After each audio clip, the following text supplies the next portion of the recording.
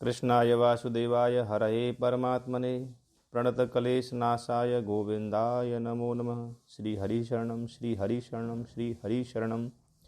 आम्लका एकादशी का महात्म। धर्मराज युधिष्ठिर बोले, हे जनार्दन, आपने फाल्गुन के कृष्ण पक्ष की विजया एकादशी का सुंदर वर्णन करते हुए सुनाया। अब आप मुझे फाल्गुन मास के शुक्ल पक्ष की एकादशी का क्या नाम है तथा उसकी विधि क्या है, कृपा करके आप मुझे बताइए। श्री भगवान बोले, हे राजन, फाल्गुन मास के शुक्ल पक्ष की एकादशी का नाम आम्लकी एकादशी है। इस व्रत के करने से समस्त पाप नष्ट हो जाते हैं तथा इसके प्रभाव से 1000 गोदान का फल प्राप्त होता है।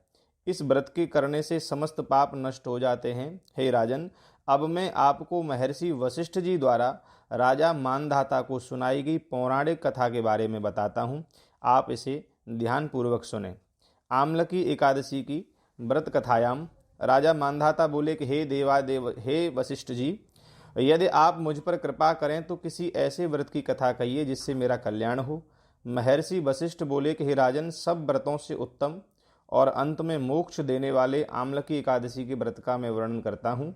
यह एकादशी फाल्गुन माह के शुक्ल पक्ष में होती है।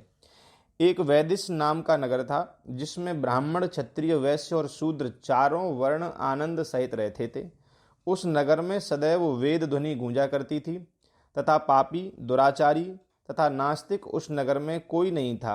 उस नगर में चैत्रथ नाम का चंद्रवंशी राजा राज्य करता था। वह अत्यंत विद्वान तथा धर्मी था। उस नगर में कोई भी व्यक्ति दरिद्र व कंजूस नहीं था। सभी नगरवासी विष्णु भक्त थे और आबाल वृद्ध, स्त्री पुरुष एकादशी व्रत सभी लोग किया करते थे।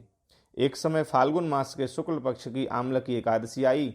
उस दिन राजा, प्रजा तथा बाल वृद्ध सबने हर्ष पूर्वक व्रत किया। राजा अपनी प्रजा के साथ मंदिर में जाकर पूर्ण कुंभ स्थापित करके धूप, दीप, नैवेद्य, पंच रत्न आदि से धात्री आंवले का पूजन करने लगे और इस प्रकार स्तुति करने लगे, हे धात्री, तुम ब्रह्म स्वरूप हो, तुम ब्रह्मा जी द्वारा उत्पन्न हुए हो और समस्त पापों का नाश करने वाले हो। तुमको नमस्कार है, नमस्कार है। अब तुम मेरा अर्घ स्वीकार करो। तुम श्री रामचंद्र जी द्वारा सम्मानित हो। मैं आपकी प्रार्थना करता हूँ, अतः आप मेरे समस्त पापों का नाश कर दीजिए। उस मंदिर में सबने रात्रि को जागरण किया। रात के समय वहाँ एक बहेलिया आया जो अत्यंत पापी और दुराचारी था। वह अपने कुटुंब का पालन जीव हत्या के लिए किया करता था। भूख और प्यास से अत्यंत व्याकुल हो बहेलिया इस जागरण को देखने के लिए मंदिर के एक कोने में बैठ गया और विष्णु भगवान तथा एकादशी महात्मा की कथा को सुनने लगा। इस प्रकार अन्य मनुष्यों की भांति उसने भी सारी रात जागकर बिता दी। प्रातः काल होते ही सब लोग अपने घर चले गए तो बहेलिया भी अपने घर चल दिया। घर जाकर उसने भोजन किया। कुछ समय बीतने के पश्चात उस बहेलिये की मृत्यु हो गई। मगर उस आम्लकी एकादशी के व्रत तथा जागरण से उसने राजा विदुरथ के घर जन्म लिया और उसका नाम बसूरत रखा गया। युवा होने पर वह चतुरंगिनी सेना के सहित तथा धन धान्य से युक्त होकर 10,000 ग्रामों का पालन करने लगा। वह तेज में सूर्य के समान, कांति में चंद्रमा के समान, वीरता में भगवान विष्णु के समान और क्षमा में पृथ्वी के समान था। वह अत्यंत धार्मिक, सत्यवादी, कर्मवीर और विष्णु भक्त था। वह प्रजा का समान भाव से पालन करता था।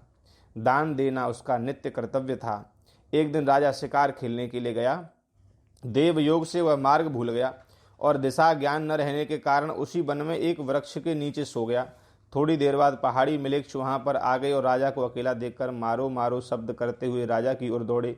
मिलेच्छ कहने लगे कि इसी दुष्ट राजा ने हमारे माता पिता, पुत्र पौत्र आदि संबंधियों को मारा है तथा देश से निकाला दिया है, अतः इसको अवश्य मारना चाहिए। ऐसा कहकर वे मिलेच्छ उस राजा को मारने के लिए दौड़े और अनेक प्रकार के अस्त्र शस्त्र उसके ऊपर फेंकने लगे। वे सब अस्त्र शस्त्र राजा के शरीर पर गिरते ही नष्ट हो जाते और उनका वार पुष्प के समान प्रतीत होता। अब उन म्लेच्छों के अस्त्र शस्त्र उल्टा उन्हीं पर प्रहार करने लगे, जिससे वे मूर्छित होकर गिरने लगे। उसी समय राजा के शरीर से एक दिव्य स्त्री उत्पन्न हुई। वह स्त्री अत्यंत सुंदर होते हुए भी उसकी भ्रकुटी टेढ़ी थी। उसकी आंखों में लाल लाल अग्नि निकल रही थी, जिससे वह दूसरे काल के समान प्रतीत होती थी। वह स्त्री म्लेच्छों को मारने दौड़ी और थोड़ी ही देर में उसने सभी म्लेच्छों को काल के गाल में पहुंचा दिया। जब राजा सोकर उठा तो उसने म्लेच्छों को मरा हुआ देखकर कहा कि इन शत्रुओं को किसने मारा है? इस वन में मेरा कौन हितैषी रहता है? वह ऐसा विचार कर ही रहा था कि आकाशवाणी हुई, हे राजा, इस संसार में विष्णु भगवान के अतिरिक्त कौन तेरी सहायता कर सकता है। इस आकाशवाणी को सुनकर राजा अपने राज्य में आ गया और सुखपूर्वक राज्य करने लगा। महर्षि वशिष्ठ बोले, हे राजन, यह आम्लकी एकादशी के व्रत का प्रभाव था। जो मनुष्य इस आम्लकी एकादशी के व्रत को करते हैं वे प्रत्येक कार्य में सफल होते हैं और अंत में विष्णु लोक को जाते हैं। आम्लकी एकादशी को ब्रज में रंगभरणी एकादशी, श्रीनाथ द्वारा में कुंज एकादशी तथा खाटू नगरी में खाटू एकादशी के नाम से भी जाना जाता है। और इस दिन आंवले के पेड़ की पूजा की जाती है और भगवान विष्णु की शरणागति में एकादशी का व्रत रह करके रात्रि जागरण करके कीर्तन करके अपने समस्त पापों को नष्ट करने के लिए जीव प्रार्थना करता है। कथा समाप्त हुई। जय श्री राधे, जय श्री राधे। बोलिए एकादशी मैया की जय, बोले विष्णु भगवान की जय।